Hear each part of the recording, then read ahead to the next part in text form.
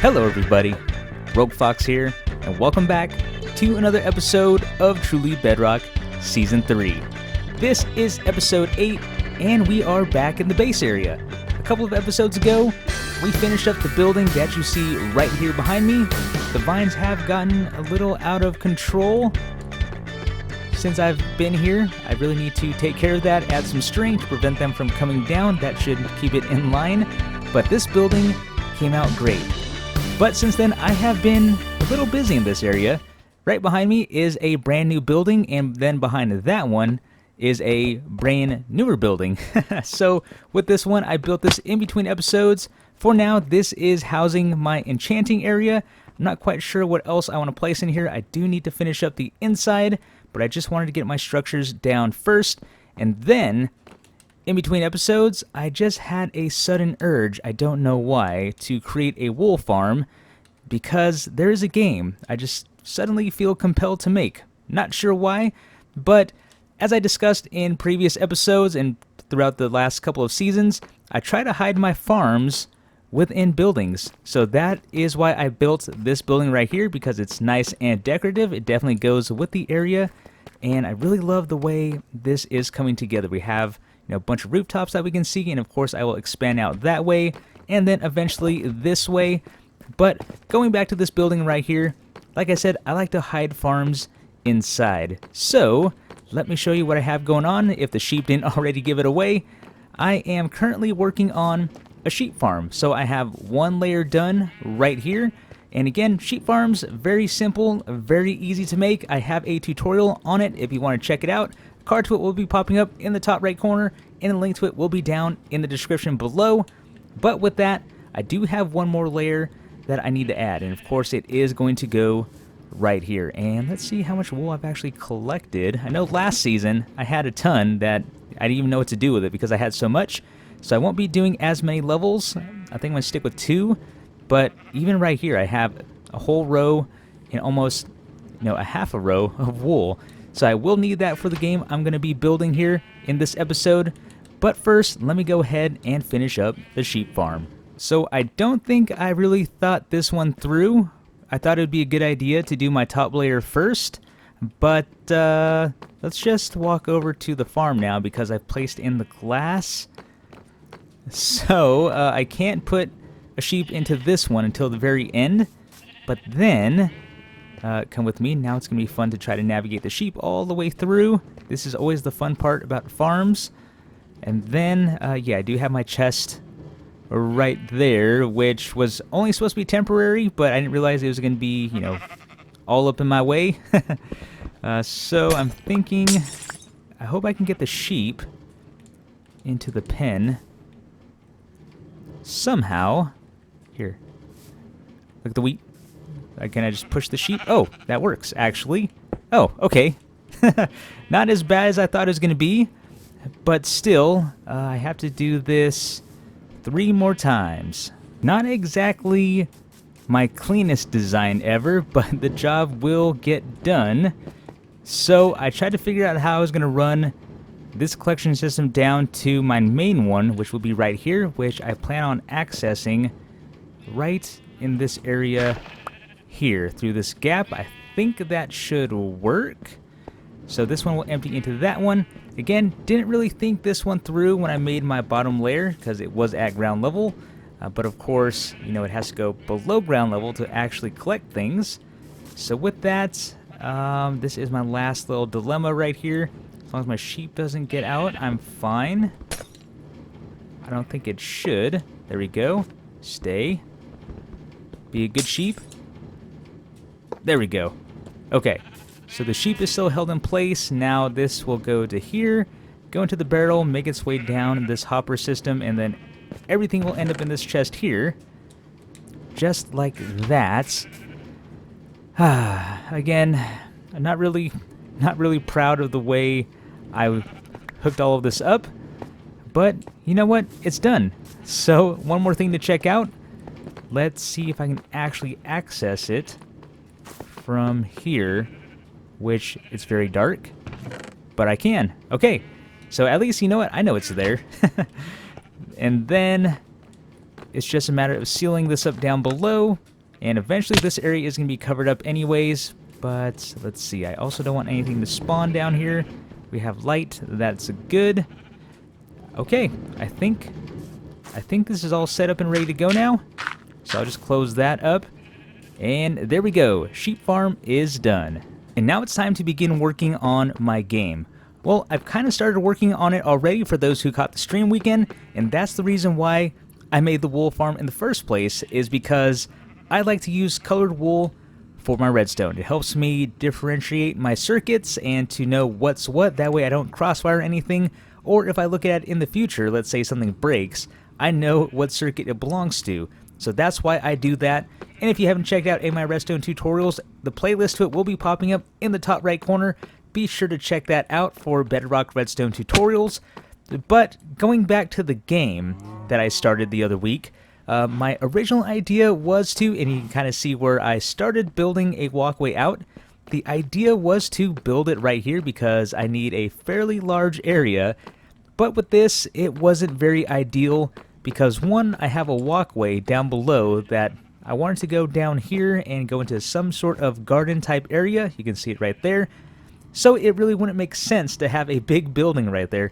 And on top of that, the building itself, well, it needed to come out about a block or so into the water. So you can imagine how big of a wall I would have to make, and then all the terraforming I would have to do. So I really don't want to do all that, which is why, again, going back to the stream weekend, that's why I started building over here. And during the stream weekend, I made this walkway right here. It's going to go all the way down, and you can see the redstone right ahead of us. So we'll go down here, and then the idea is to build up a bunch of buildings and farms and whatnot around here to surround it. Again, going back to my inspiration for my base area, which is based off of Naboo in Star Wars Episode 1. So you can think of this build, you can kind of see how big it's going to be. I forget the dimensions, about 35-ish by 20-something-ish. I don't remember. 37 by 25 is the size of the area. So with that, this is going to be the biggest building in my whole base area. And again, going back to my inspiration, you can think of this as being the palace, where we have the walkway going all the way down the main street going to the Naboo Palace. So this is kind of what that's going to be. It's going to be the biggest building, but instead of it being a palace, it's going to house my game, which I think is going to be very, very cool. I do have some ideas for what I like to build around it, but first I do need to build up the game before I actually build up the walls. So you can see I did get a start on that. The nice part about this is this circuit is pretty much going to be mirrored over on the other side, and all of the rest of the redstone I'm going to do could be mirrored over on the other side. The only difference in the redstone is going to be when it comes to my scoring system, because I have to kind of have wiring run from one side to the other. So in order to avoid having redstone crossfire with each other, there are going to be some differences there. But other than that, all of these circuits here are going to be exactly the same. Now this circuit I'm making right here is going to be a pulse extender hooked up to a randomizer. So let me quickly show you what that is. So this area right here is going to be the pulse extender.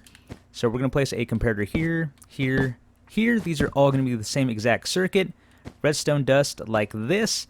So what this is going to do, if this is activated by the randomizer, this will allow the piston to stay extended just a little bit longer for it to do what I need it to do, as opposed to putting a button there, powering it, it'll go up and then down. This circuit right here will allow it to stay up a little bit longer before it goes back down. And then repeaters here, and then we start the randomizer circuit. So 2 redstone dust like this, and I'll get to the explanation in just a moment. Comparators, and then we want droppers facing up. Crouch place these, just like that. And there we go. That is set up, nice and easy. Now I don't have the items I need to put inside, so I'll go ahead and use this as a demonstration. Now the idea for this, at least this setup anyways, is to be a 50-50 chance of this being powered, all of these circuits. So let's see, if we do this, that one went up, those two went up, and again, this is going to be at random, and I'll show you how that works in just a moment for those who aren't familiar with randomizers. There we go. So, how a randomizer works, and this is a very fun circuit. I actually, staying on the theme of Star Wars, have a build using a randomizer based off of the chance cube from episode 1, you know, the one where Watto and Qui-Gon, you know, talk about getting Anakin or his mother, or, you know, Qui-Gon's trying to get both. So Watto pulls out the chance cube and says red for the boy, blue for his mother. That's what that build is based off of, and that's kind of the same concept we have going on here. So what happens is when this is powered, the dropper gets powered, and then we have a non-stackable item, and then an item that stacks in 64. Now the item that pops up will determine the signal strength, so the item that stacks in 64, or even an item that stacks in 16, when that comes up, that will be detected by the comparator, and that will always give us a redstone signal strength of 1. Now, when the non-stackable item comes up, and it doesn't have to be a shovel, just a non-stackable item in general, when that comes up, that gives us technically an output of 3, but we don't need an output of 3, we only need it to go to 2, because again, the item that stacks in 64 or 16 will only ever give us an output of 1. So as soon as that shovel pops up, this will get powered, meaning this whole circuit gets powered, and then, again, at random, these will go up however they decide to pop up. So, again, that one there, those 2. So always totally random. So unfortunately, this game, there's really not much skill that's going to be involved. It's, well, it's a game of luck or a game of chance.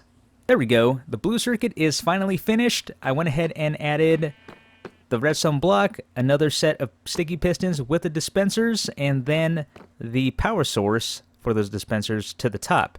So let's take a quick look. If we can see it from here, push the button. All 3 of them went up. So this blue circuit is going to be the attacking circuit. There's just the one. At random, they're going to go up. So what's going on is, I explained this portion already, how these go up at random. You can see that. And then at the same time, we also get a redstone signal going up this way. So that way, with perfect timing, of course, there may be some lag, hopefully not on the server. I'm hoping everything works okay.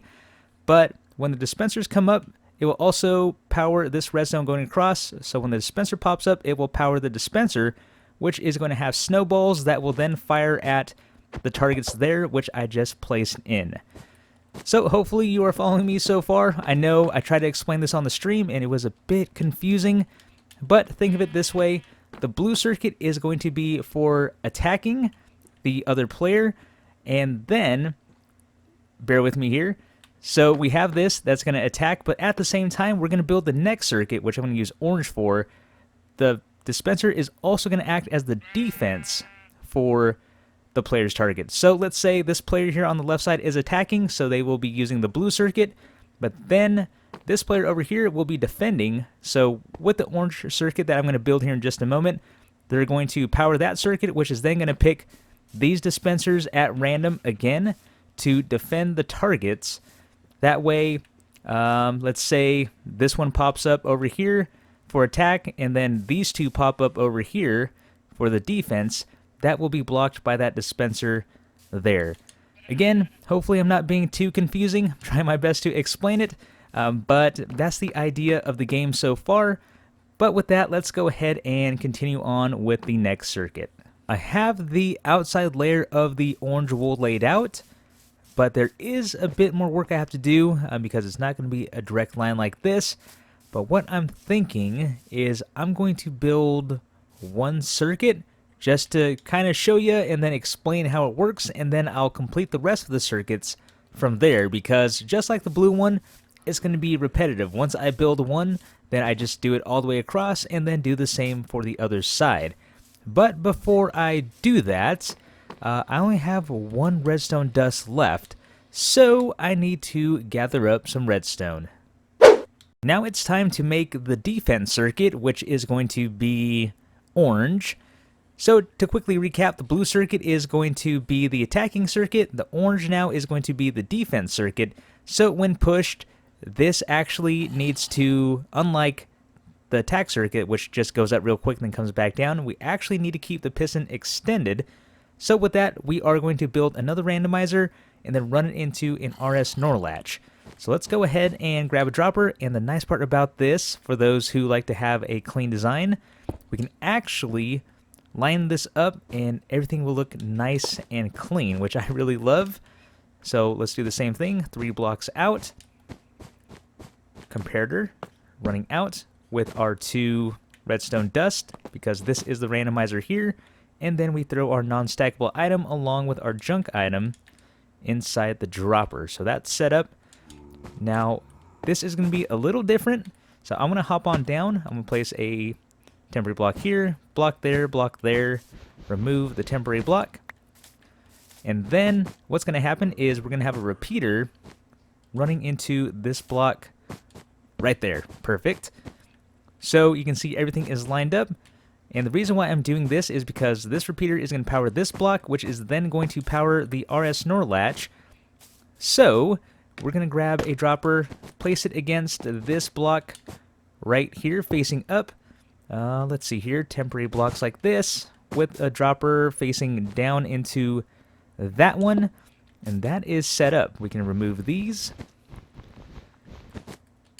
Block here, and then we need to place in one more comparator running into, I'm going to run back up just so I can get a good line. Where is that zombie coming from? Probably underground, but let's go ahead and do this, and comparator right there. So it's running right into it, and then for, oh, I thought I could jump to it. Let's grab this, place one junk item inside the RS NOR latch, and there we go. That is all set. Now that this circuit is finished, let's go ahead and take a look at how it works. The randomizer, we know how this works because I went over that a little bit earlier in the episode, but now we have this extra circuit here, the RS NOR latch. So for those who aren't familiar with this circuit, this is actually a very handy circuit to have. To keep things simple, you can think of it as a lever, except you actually don't have to flip it or anything like that, but it does act as a lever if you want to think of it that way. So let's go ahead and see if we can get this to come up. So we push the button. Okay, perfect. Went up on the first try. Again, that means that the non-stackable item came up, gave us the redstone signal strength of 2, technically 3, powered this repeater, which then powered this block, and then powered this dropper that had the junk item down below, and then it shot it up into this dropper up here. And this is how it acts as a lever. You can see it's staying up because with the item being in this dropper and we have the comparator detecting the item in that dropper, this is going to be powered until this item goes back down into that dropper there. And that, to actually go back, is going to be a separate circuit in itself, which is actually going to be powered by when this side attacks and vice versa. So again, hopefully not being too confusing, but bear with me here. So we have the defense to go first. This player is going to defend. They do that. This one gets defended. Let's say the player attacks, again, using the blue circuit. It's going to spit a snowball. Let's say it spit it out. It's going to be defended because the dispenser is blocking that target. And then at the same time, I'm going to wire this blue circuit up to another circuit that's going to come all the way around and then activate this top dropper here, which is going to essentially push it back down like this. And that's going to cause it to drop. So it's always going to reset, and then the same is going to go for both sides. So the item in the dropper goes back down, it's reset, and it's ready to go for this player to attack. Okay, that took a little bit of time, but both sides are now set up with the orange circuit. So like I mentioned, it's just like the blue one down below. It's repetitive. So after explaining the first one, I went ahead and put in all the other ones for this side, and then of course I put in the circuits for this side.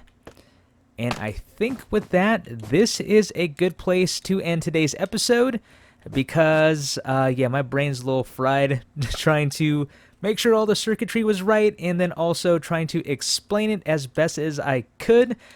Oh, you don't know how many takes that took me to try to get it right with my explanation. But yeah, this is coming along great. And we can pick it up in the next episode because there is a lot more that needs to be done. Like I mentioned, there is a circuit that needs to reset those RS NOR latches, and then I also need to build a scoreboard for this. And then I'm trying to think off the top of my head. I'm pretty sure there are a couple more circuits after that need to be done, but those are the main ones for sure. The scoreboard, and then the one that resets the RS Normal latch after the other player has attacked. So yeah, this is definitely has been a very productive episode. I really hope you all enjoyed, and be sure to stay tuned for the next one, because like I said, we are going to hopefully try to finish this up or get as much done as possible with the amount of time I have for the episode. But with that being said, everyone, this is going to be the end of today's episode. I really hope you all enjoyed. This has been Rogue Fox, and I will see you later.